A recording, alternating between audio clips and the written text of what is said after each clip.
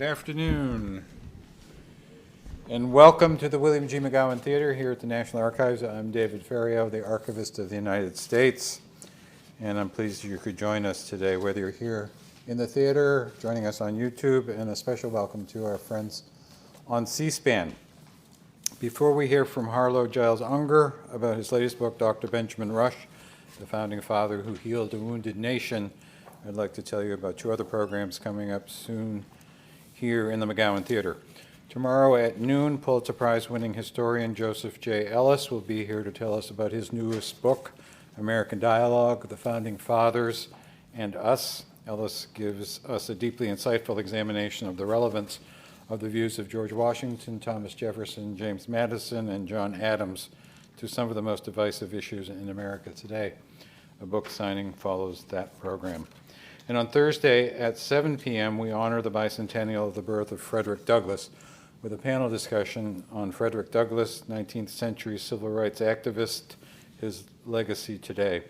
Douglass himself, portrayed by William Darius Wallace, will also appear, and book signings will follow the discussion.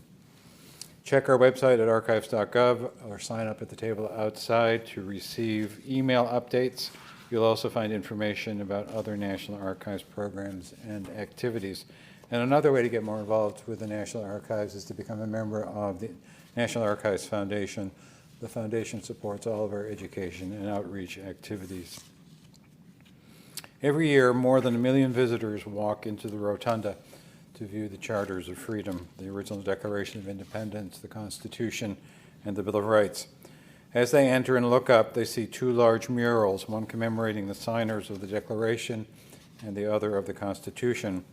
While visitors may be able to recognize some of the central figures on site, most will need to consult the identification key to find out who the rest are. The most thorough reader of that key, I regret to tell Mr. Unger, will not find the name of Dr. Benjamin Rush.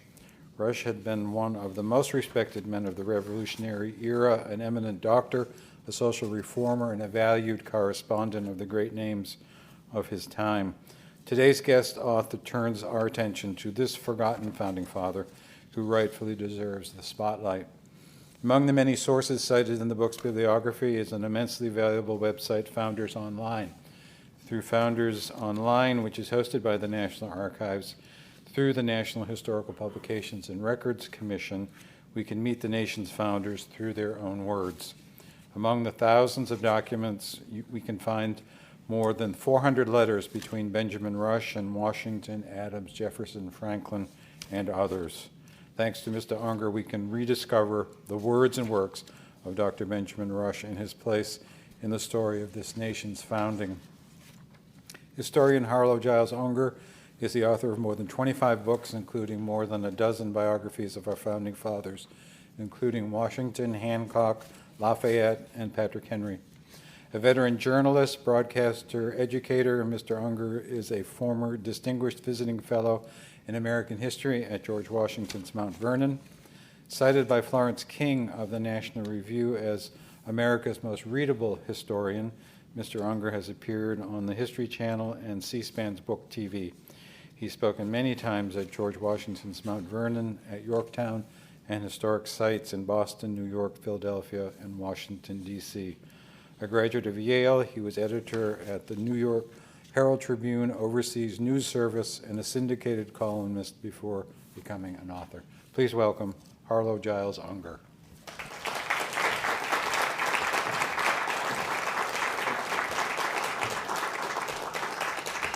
Thank you very much. Thank you for coming, ladies and gentlemen. Dr. Benjamin Rush was one of the most important of our founding fathers, in many ways the most important. George Washington was unquestionably the father of our political and military structure, and Alexander Hamilton fathered our economic structure. But it was Dr. Benjamin Rush who fathered our social structure. It was Dr. Benjamin Rush who took the words of our Declaration of Independence, that all men are created equal, and translated them into significant social progress. Few of our other founding fathers really believed those words. Many Many of them owned slaves, and all of them believed they owned their wives and children. Dr. Benjamin Rush was our first and only great humanitarian. He was the only doctor with a medical school degree who signed the Declaration of Independence, and with his signature, he began a lifelong struggle for abolition of slavery, for women's rights, for a ban on child labor. He fought for establishment of universal free public education, universal health care, medical care of wounded troops, prison reform, and an end to forced labor. I didn't know this until a few weeks ago. 22 states allow forced labor. They all have laws that ban slavery except for convicts and people in prison. Benjamin Rush pioneered humane medical treatment of the mentally ill in clean hospital rooms instead of basement dungeons chained to the walls. Benjamin Rush admittedly meddled in everything. He demanded that government build schools. Until then, children went to school in churches. He asked government to build hospitals and to clean the streets. He was the first to cite, the government didn't clean streets in those days. He was first to cite the filth of streets as a source of disease and illness. He was first to advocate temperate use of alcohol and oppose tobacco use. He demanded that other doctors treat the poor as well as the rich, African Americans as well as whites. Doctors wouldn't treat African Americans then.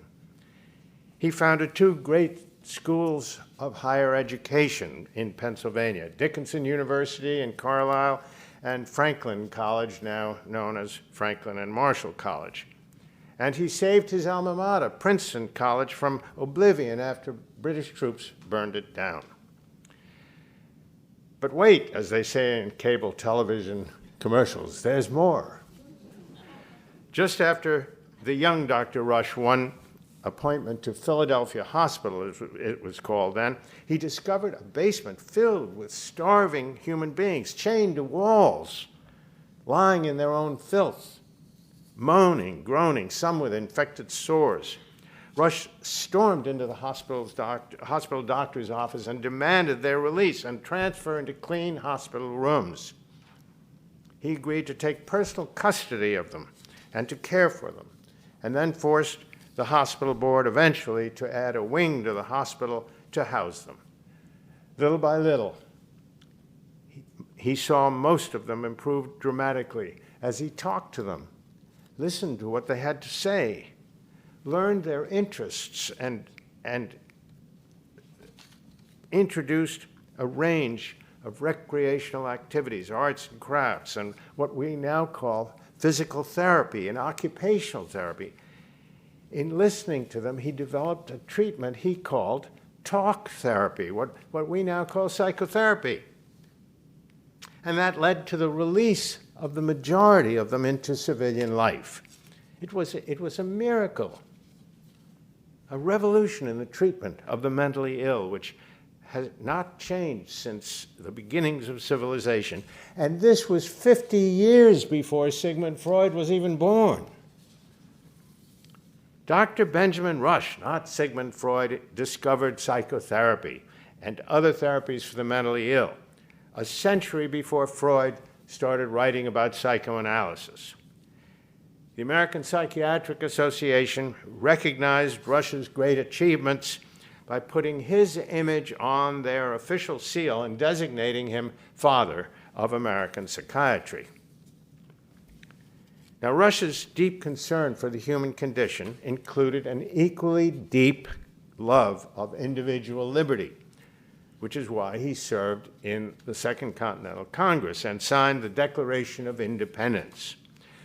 But he was not interested in a career in politics. He loved being a doctor, treating and curing the ill, and he wanted to heal the injured and cure the sick. So after signing the Declaration of Independence, he galloped out of Philadelphia and joined George Washington on the banks of the Delaware opposite Trenton, New Jersey. On Christmas night of 1776, Washington's army staged one of the most daring attacks in the Revolutionary War. They rode across the Delaware River through a driving snowstorm and overwhelmed a garrison of 1,000 Hessian soldiers at dawn. As Hessian defenders fired back, some of their bullets inevitably hit their marks. One man, unarmed, rushed into battle, not to fire a shot, but to stem the bleeding. Kneeling over the fallen, Dr. Benjamin Rush tried something no doctor had ever done before: prevent death on the battlefield. Until then, armies routinely left their wounded to die everywhere in the world. If a soldier could not run, walk, limp, or crawl off the battlefield, he was left to die. There were no doctors around to help. And there really was no choice. There was no such thing as an antiseptic. The vast majority of the badly injured, in peace as well as war, died from blood poisoning, septicemia. There was nothing anyone could do. Troops couldn't help, doctors or priests could do nothing except pray, and that seldom saved any lives, at least here on Earth. For Dr. Benjamin Rush, however, it seemed obscene to let men die fighting and bleeding for his country. So he did all he could to stem the bleeding and help them survive. After fighting ended at Trenton, he demanded that Washington set up field hospitals of a sort. Washington commandeered nearby houses, and Rush used them as field hospitals to form what would later become the Army Medical Corps, the first such corps in the world. Rush didn't save many of the wounded. Of course, there was no way he could. Medicine and medical care were still too primitive. Anesthesia, antiseptics, antibiotics, none of those existed when he went to work trying to save a soldier's life. When he had to amputate a soldier's limb, he fed the patient whiskey or rum and told him to bite on a piece of wood as hard as he could while Rush went to work with his scalpel. Within a minute or two, most soldiers passed out, and infections would later kill at least 2/3 of them within a few days.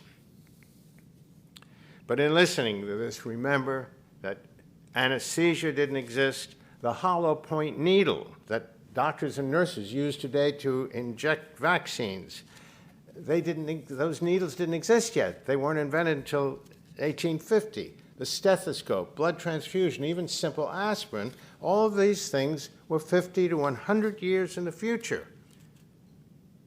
When Rush walked onto that battlefield in Trenton, hospitals, like battlefields, hospitals were places where the badly injured or sick went to die. You didn't go to a hospital to have them save your life. If you were sick, you stayed at home and used worthless home remedies, usually whiskey with syrup in it. If that didn't work, you then went to a hospital to die. Dr. Benjamin Rush only started the scientific revolution in medicine and did not live long enough to see any substantial progress in healthcare. Scientific advances take years, decades, centuries to accomplish. They depend on the invention of an enormous array of instruments and machinery and an enormous army of trained scientists to do research. Those armies did not exist in Rush's day, and he couldn't do the job by himself. But he could and did begin the job. And because of his status in Philadelphia society, he did live to see some of the results of his pioneering efforts. Philadelphia at the time was America's political, cultural, and economic center, and the signers of the Declaration of Independence were America's richest, most powerful men. Although Rush was not born to wealth, he was a farmer's son. He was superbly well educated. He went to Princeton and then to the University of Edinburgh Medical School, which was the best medical school in the world at the time. He finished his studies in London, where Benjamin Franklin introduced him to England's most distinguished thinkers and scientists. Later, at the Continental Congress, he mingled with America's elite. Most were visitors to Philadelphia, so when they needed a doctor, they automatically turned to the only one they knew, Benjamin Rush. Before Congress adjourned, he had treated the likes of Benjamin Franklin, John Adams, Thomas Jefferson, and other leading Americans. Although he treated Philadelphia's rich and famous and charged them accordingly, he spent most of his time treating the poor, even African Americans, the first Caucasian doctor in America to do so. Doctors north, south, east, and west refused even to consider treating African Americans at the time. Nor did many of them consider treating the poor. The poor were, in cities at least, were dirty, they smelled, they couldn't read or write. The slums they lived in had no water, no sewers. Conditions were horrible in the slums of America's cities. No one who called himself a doctor, even quacks, willingly set foot in the slums or wanted anything to do with those who lived there, except Dr. Benjamin Rush. Listen to Rush as he describes his daily rounds. I led a life of constant labor.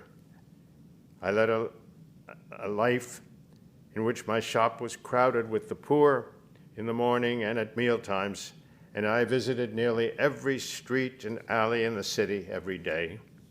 Often have I ascended the upper story of huts by a ladder. I had to sit on beds. There were no chairs. I risked not only taking their disease, but being infected by vermin. I seldom went to bed before 12 o'clock. Again, those are the words of Dr. Benjamin Rush. When he was not treating patients, though, he haunted the Pennsylvania State Assembly, demanding social reforms aimed directly or indirectly at improving the health of the city's population. Every social advance that he demanded was tied to health. He was the first to call for public sanitation. As I said before, street cleaning by government just was not done. He wanted to sweep away the garbage, the sewage, and stagnant water, all of which he believed promoted disease. But science being what it was, he had no way of proving it and had to struggle with recalcitrant city and state officials to get them to hire street cleaners. And the way he convinced them was not by telling them how dirty the city was. He showed them how they and the city and the state would profit economically by cleaning the streets.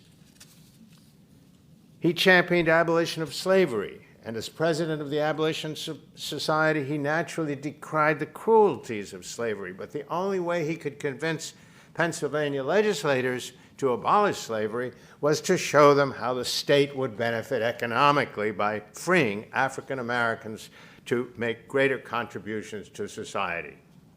In 1780, he succeeded, and the Pennsylvania Assembly passed the first state law in America banning slavery.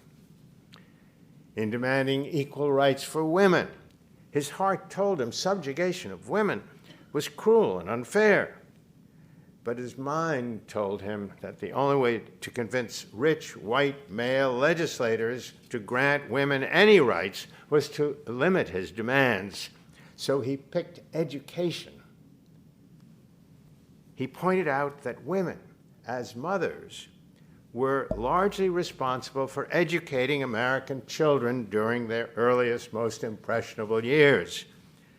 The education of women, he said, was necessary for the education of the city's children and development of a skilled, educated workforce to expand Pennsylvania industry. In calling for universal public education, he showed how recipients would benefit the Philadelphia economy and make everyone, including many of those legislators, much richer. Although he fought to ban child labor because he believed it to be cruel, he convinced legislators to ban it by citing the high rate of absenteeism and on-the-job errors by and injuries to child laborers. He then convinced the Assembly to ban the practice of using prisoners to build roads by comparing the time and quality of roads built by unpaid forced labor with roads built by paid freemen. And as I mentioned before, there are still 22 states in the United States that permit forced convicts' labor, in effect, slavery. In other words, Rush's calls for social reforms always showed Americans how they would benefit financially by helping the disadvantaged. In other examples, he rounded up groups of the wealthy to build those 2 colleges I mentioned in rural Pennsylvania by warning that a huge German-speaking population in and around the Lancaster region of Pennsylvania was reaching adulthood, unable to speak English and unable to govern itself under America's democratic system. Rush then was able to raise funds to found Dickinson College in Carlisle and Franklin and Marshall College in Lancaster. But Rush didn't stop there. He was distressed by the condition of free blacks in Philadelphia. He walked directly into their midst to treat them and their children medically. He was the first white doctor in America to do so. And after winning their trust, he urged them to build their own African-American church, the first such church in America. He not only raised funds to build that church, he joined its parishioners at its dedication. As I said before, Dr. Rush meddled openly, meddled in everything under the sun. In doing so, he necessarily angered entrenched interests in many, many industries, including his own. At the time, there was an army of quacks calling themselves doctors who rode into every town and village across America selling patent medicines. All of them were nothing more than fruit-flavored whiskey or rum that cured patients by rendering them senselessly drunk and oblivious to their illnesses or injuries. He charged them with killing their patients rather than curing them.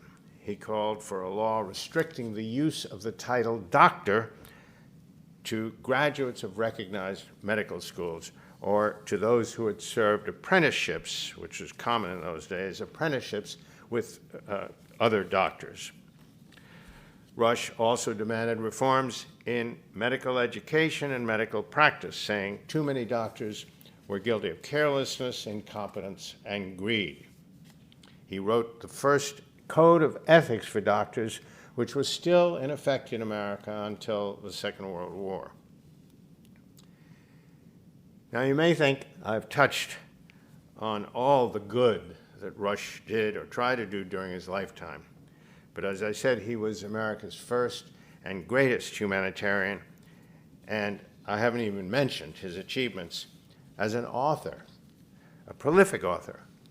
Besides hundreds of scientific papers for medical journals, he wrote a massive 4-volume work called Medical Inquiries and Observations that became the heart of medical school education in America until the Civil War. And he wrote an even more important work called Medical Inquiries and Observations upon the Diseases of the Mind. It was the first English language work written on psychiatry. It became the basic textbook for studies in psychiatry in America for the next century, until the beginning of the 20th century. That work was so remarkable that, as I said before, the American Psychiatric Association put his image on its official seal and placed a bronze plaque on his grave declaring him father of American psychiatry. To this day, I don't know why the world celebrates Freud instead of Dr. Benjamin Rush. Is there more? You bet there's more. I won't be able to touch on half the stuff he did in this talk. I didn't mention that he was a great teacher, a professor of medicine at the University of Pennsylvania Medical School, and a professor of chemistry. He wrote the first American chemistry book. He trained more than 3,000 doctors, real doctors with MD degrees. And there's still more. I told you he was father of American psychiatry, but I didn't tell you that he was also father of, and you'll never guess this, the father of American veterinary medicine. In 1807, he delivered a lecture, then published a pamphlet on the medical care of domestic animals. It was the first such work ever published in America. The idea came to him years earlier. After he had finished his medical studies in England, he went to Paris. And it was in Paris that he visited what was then the world's first school of veterinary medicine. It had been founded to combat a cattle plague, but its efforts eventually improved the quality of animal life so much that farmer revenues began shooting up. So similar schools opened in nearby countries, in England, Germany, Denmark, and Sweden. In 1795, Rush went to Washington, who was a great farmer, Franklin, who wasn't a farmer, but he was a brilliant scientist, and formed a group of others to form a society to promote the development of veterinary medicine in America, with Rush writing a pamphlet citing the benefits of veterinary medicine to farmers and to the nation's agriculture. At the time, 95% of Americans lived or worked or owned farms. So Rush's arguments should have had far-reaching effects. If nothing, he said, man should study and remedy diseases of domestic animals out of gratitude. They live only for our benefits. These are his words. They cost us nothing in wages or clothing. They require in exchange for their labor nothing from us but food and shelter, and these of the cheapest kind. Rush went on to list the economic benefits of every kind of domestic animal: horses, mules, sheep, cattle, poultry. The horse plows our fields, drags home our harvests and fruits, conveys them to market. The horse permits friendships to flourish between people who live too far from each other to walk on foot. The horse sponsors morality by carrying people to church. In vain would our country's democracy survive without the horse. People could not get to the polls to vote without horses. Rush didn't stop there. He went on to cite the benefits of every domestic animal: the strength and patience of the ox in plowing our fields, milk, cream, butter, cheese from cows, along with smallpox vaccine, tallow and oil for candles and lamps that allow people to read at night. Hair was used in making plaster in houses. Their skins give us shoes and boots, protect our feet, make coverings for our book saddles, wagon seats. Rush went on and on and on, citing the benefits of all these domestic animals: sheep, goats, dogs, poultry, and all of them together produce droppings that furnish us with perpetuating the fertility of our lands. In a final point, he called it our duty to see to the health of domestic animals that we eat, to prevent our contracting disease by doing so. I hope you agree that he was an amazing man. Rush's plea for veterinary medical education and public health, however, fell on deaf ears. a half century would pass before the University of Pennsylvania finally opened the nation's first school of veterinary medicine, and only then did Rush gain recognition as father of American veterinary medicine in America. Was Rush a saint? Did he do nothing wrong? Why doesn't America celebrate this great founding father? Well, America doesn't really celebrate any founding fathers anymore. The memories of both Washington and Lincoln have been subsumed by shopping on what's now called President's Day that ignores both of them. Caricatures of both these men appear on television screens selling Japanese cars. But to answer my own question about Rush sainthood, apart from the fact that few Americans study or learn any American history anymore, several states are cutting back on public schools, school education 4 days a week now. The fact is that Dr. Benjamin Rush, America's greatest physician at the time of the Revolution, the father of modern American medical practice, knew next to nothing about treating the sick. No one did. No one did anywhere in the world. Nobody knew how to treat the sick. For centuries, from the time of ancient Greece, doctors and almost everyone else on earth believed that all human illnesses resulted from poisons that traveled in the air and collected in body fluids, in the blood and in the gastrointestinal tract. And the remedy seemed simple. Drain the body of its poisons by draining as much as possible of its fluids, and you'll get rid of the illness. Emptying the gut was simple with laxatives. Rush concocted a laxative that became known as thunderbolts. You can use your imagination as to why. After emptying the gut, that left the vascular system. Well, you couldn't empty the people's blood without killing them. Indeed, that's exactly what happened to George Washington. At his insistence, he made the doctors keep bleeding him to cure, he had a throat infection, to cure his infection, and then he finally died because they just bled him to death. Rush and most doctors were sensible enough to limit bleeding to between 1 and 2 pints a day, about 10 to 20% of the patient's reservoir of blood. That's usually not enough to send a patient into shock, but it is enough to make the patient feel a little lightheaded and less aware of their pain and discomfort. And they felt that way especially so when a founding father, a doctor, like Benjamin Rush, who inspired awe in his patients when he promised them they'd feel better tomorrow.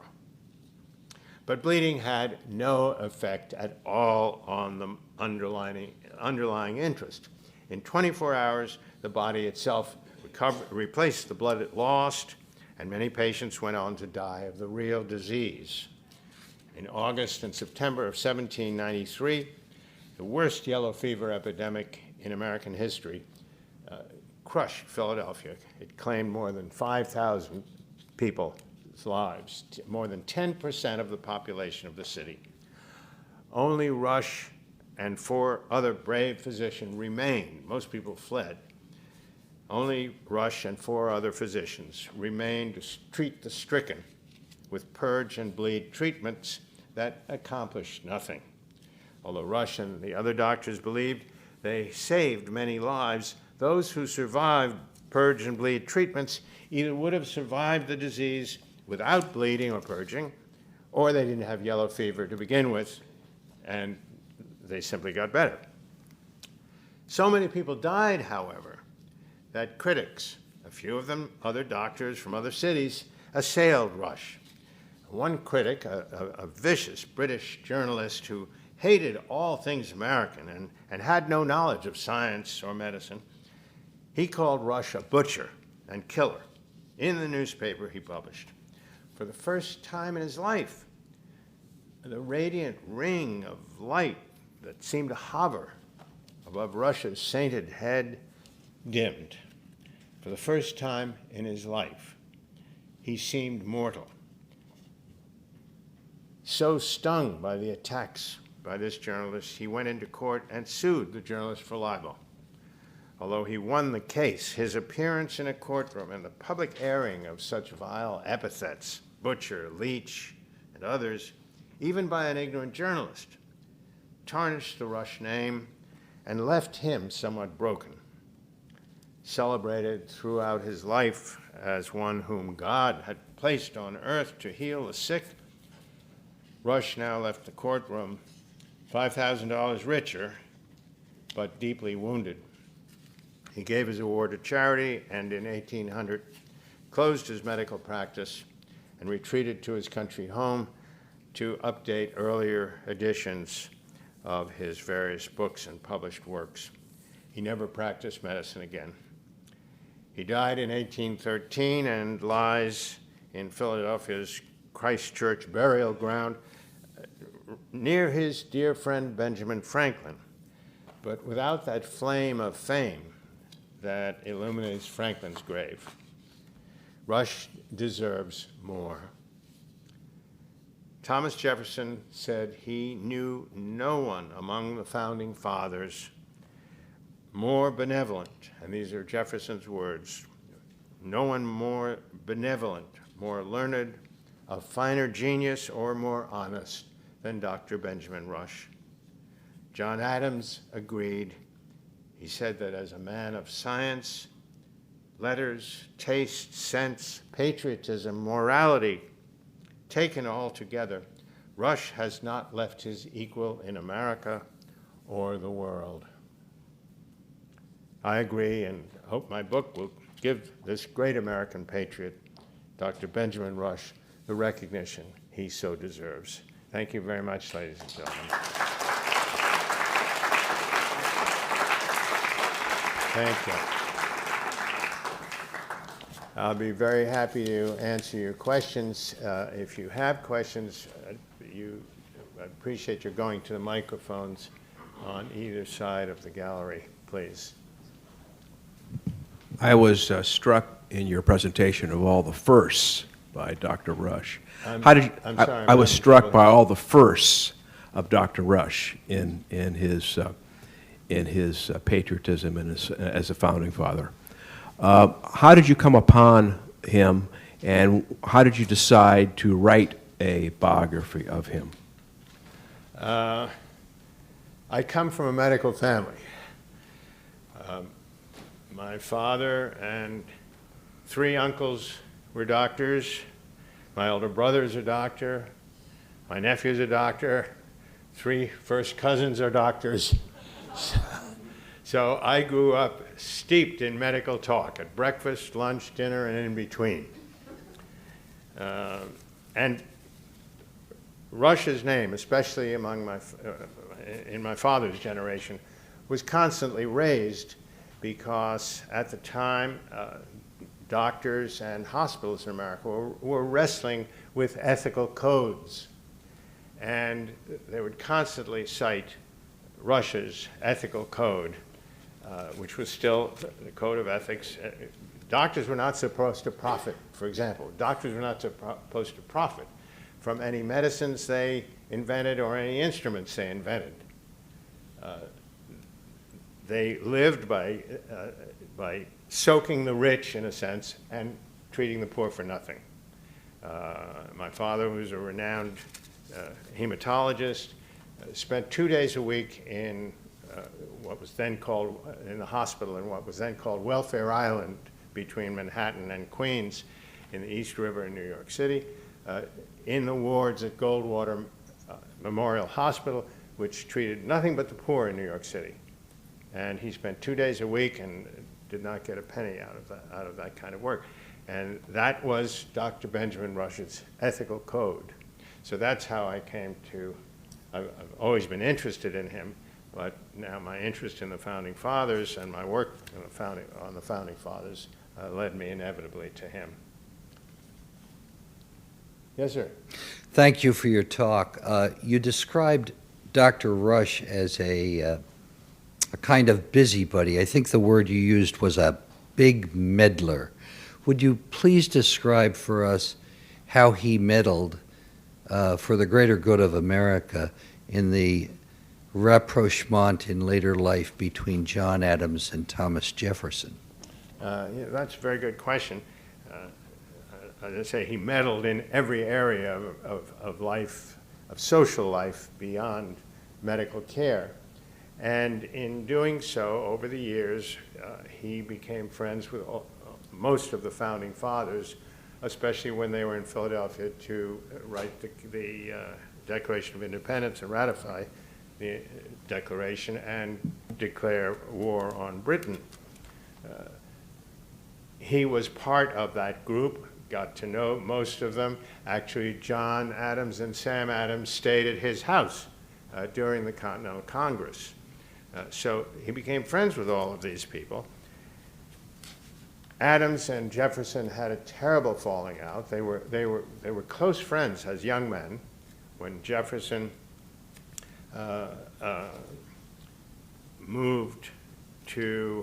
when Jefferson went home to America,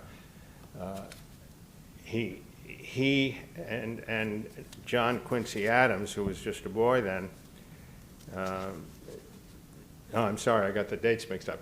When Jefferson replaced Adams in Paris as sort of ambassador to France, Adams then moved to London. While they were in Paris, Jefferson had lost his wife 2 years earlier, was quite lonely for his own daughter, and began taking the Adams boy, John Quincy Adams, to various museums and art shows and things like that, and just doing tourist things with him, and grew very close to the boy. When they moved to London, Jefferson sent John and Abigail Adams this really plaintive letter saying how much he missed them, that they had become his family in Paris. So that's how close they were before they got involved in politics. Once they were involved in politics, Jefferson, of course, was Adams's vice president when Adams was elected president. By then, they had gone separate ways politically. Adams being a Federalist, Jefferson being a Republican, which in those days was far to the left, whereas Adams, the Federalists were far to the right. In the 1900 election, Jefferson won the presidency.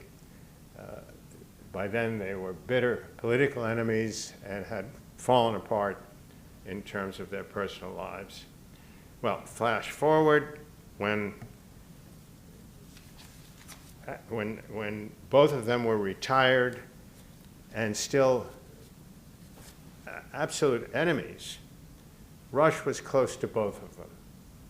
And Rush realized what they knew about the formation of the United States, the second and third presidents of the United States, and the second president having been vice president for 2 terms under the first president, under Washington. What had they to tell the future in terms of our country, how it was built, how it was created, our government, how it should function? He wanted to bring the two together, and he started writing letters to each of them. And little asides by saying, I'm sure Adams would love to hear from you. and Jefferson would have none of it. And he'd write to Jefferson the same thing. It took quite a few years. But he finally convinced Jefferson to write Adams this nice letter. And that opened restored their friendship. They both pretended that nothing had ever happened between them, and that they both loved each other, loved each other's families, and of course loved this country and its government. They had created it out of whole cloth. So they started writing to each other, and they put together a dossier of several hundred letters that are now that have subsequently been published in a book, the letters of Adams and Jefferson. And they are one of the great historic treasures, published treasures of the United States of America, thanks to Dr. Benjamin Rush. Yes, ma'am. Yeah, thanks for your presentation. My name is Li Yang. It's wonderful that you can describe all this, but as I think in the history we have exposed a lot, even including the black. So I just want, is there any other literature who really expose this type of sort of rare of the ethnic value in our history and now demands some kind of admiration? Besides your book. I mean, is there any other example who can really explore all this hidden treasure of human kind of ethic value, like Rush? The premium he placed on ethnic identity, identification of the needs of African Americans, for instance. Is there any other literature that you can point to that historically deals, historians who have dealt with this issue in their history?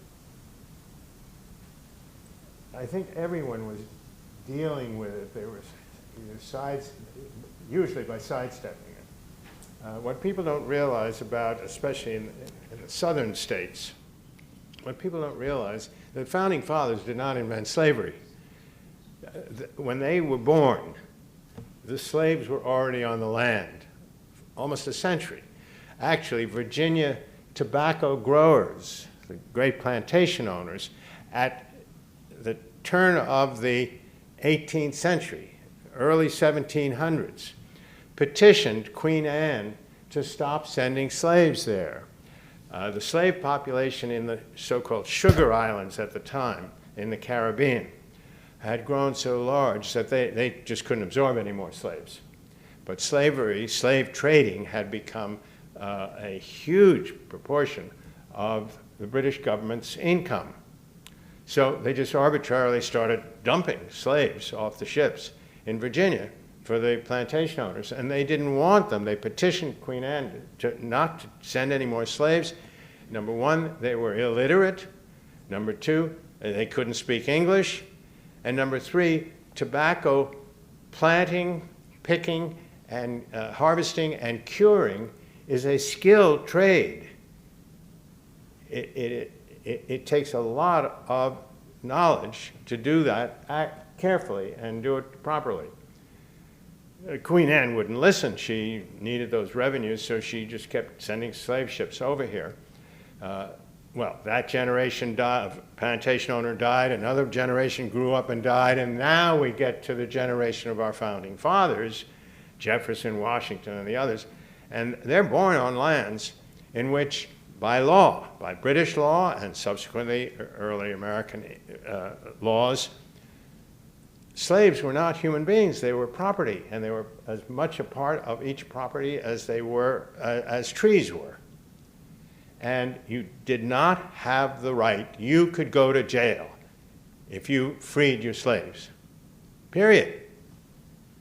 So it wasn't until they were in their adult years that men like Washington and quite a few others saw the cruelty of slavery, the immorality of it, all the evils of slavery, and tried to figure out a way around the law. Well, they didn't have control of they didn't have majorities in the state assemblies. Well, they couldn't do anything under British law.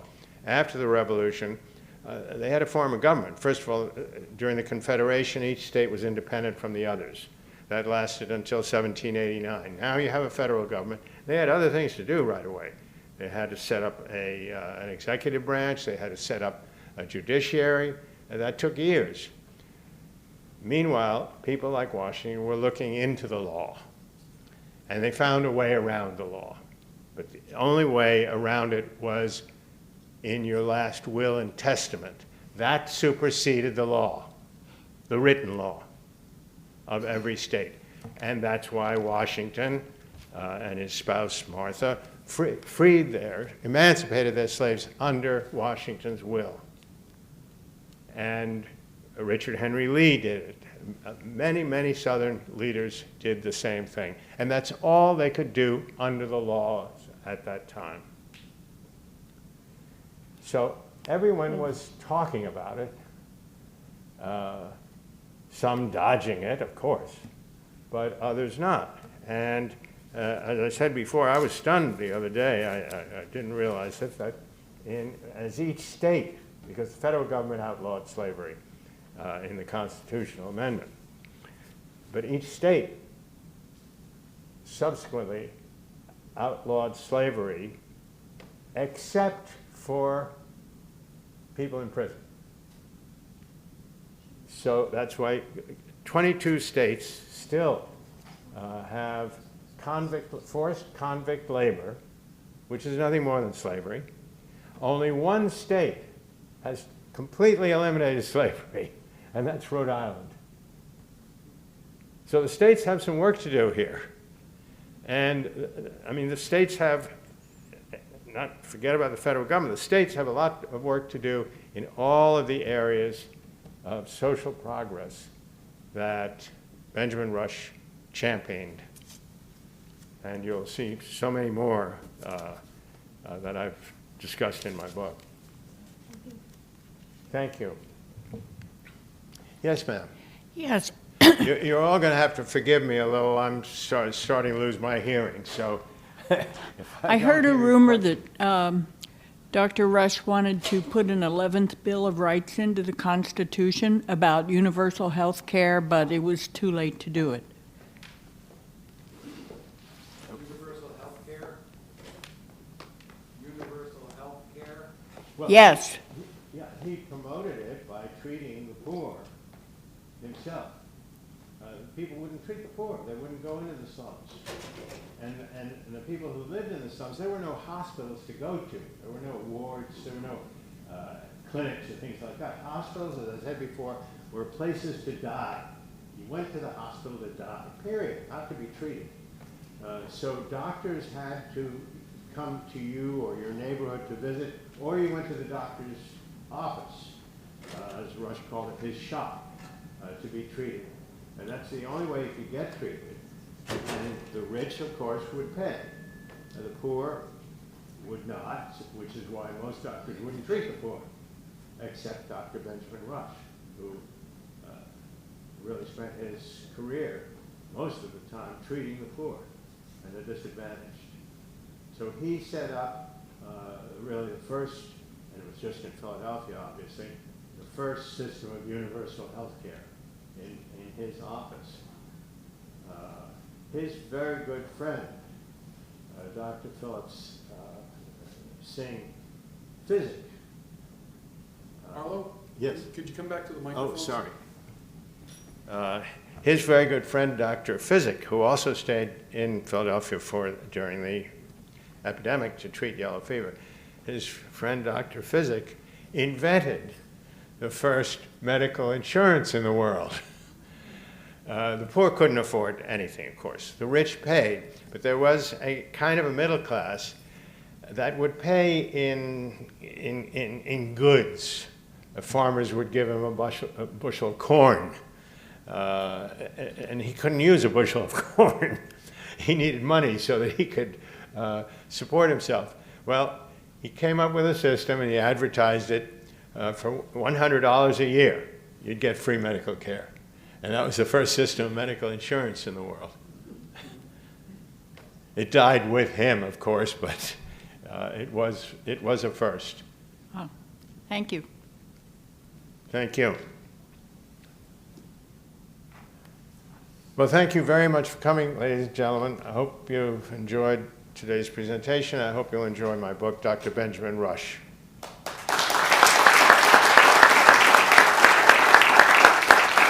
Thank you. And a reminder, there is a book signing one level up at the Archives bookstore. Books are at the cash registers. We'll see you up there in a few moments.